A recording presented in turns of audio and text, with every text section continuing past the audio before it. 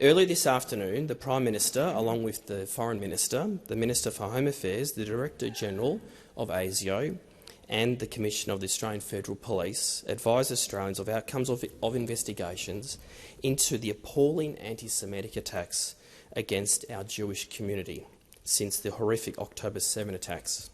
Can the Minister please update the Senate on the statement that was made by the Prime Minister? Thank you, Senator Ciccone. Minister Wong.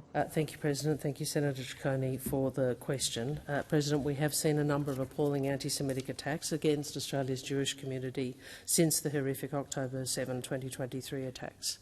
And this government made clear these attacks have no place in Australia. And we also made clear that ASIO and AFP would investigate as a priority. I can inform the Chamber that ASIO has now gathered incredible intelligence to reach a deeply disturbing conclusion that the Iranian government directed at least 2 of these attacks. The 20th October attack on the Continental Kitchen in Sydney and the 6th December attack on Adass Israel Synagogue in Melbourne. Iran has sought to undermine the cohesion of our community.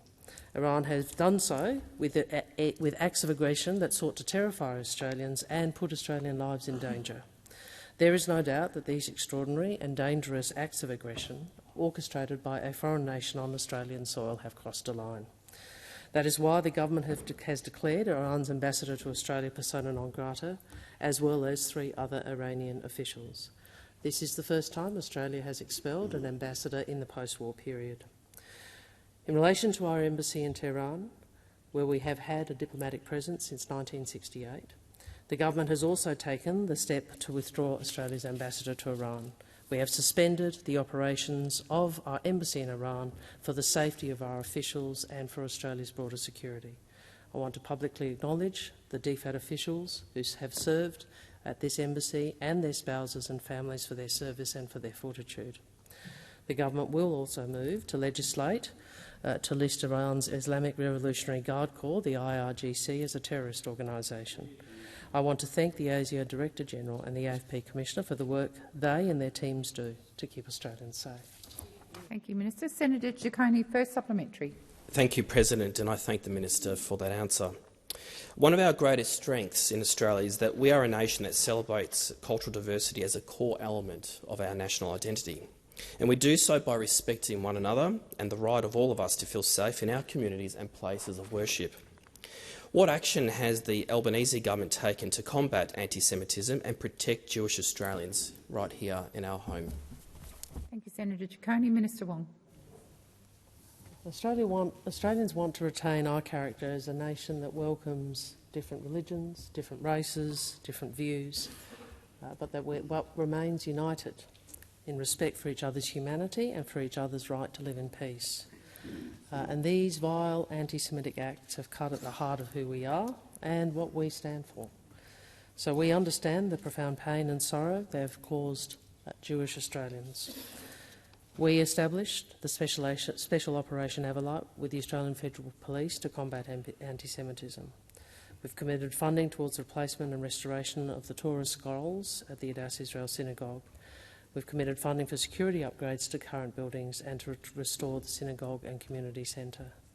This government remains committed to safeguarding our communities and to protecting Australians from hate and from harm. Our message is clear. We stand against anti-Semitism and we stand against violence. Thank you, Minister. Senator Ciccone, second supplementary. Thank you again, President, and thanks, Minister.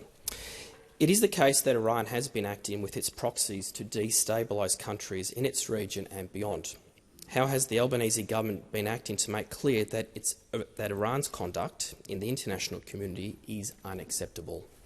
Thank you, Senator Ciccone. Minister Wong. Thank you, President. The Albanese government has taken stronger action on Iran than any previous Australian government. We have sanctioned 200 Iranian-linked persons and entities, including almost 100 IRGC-linked individuals and entities.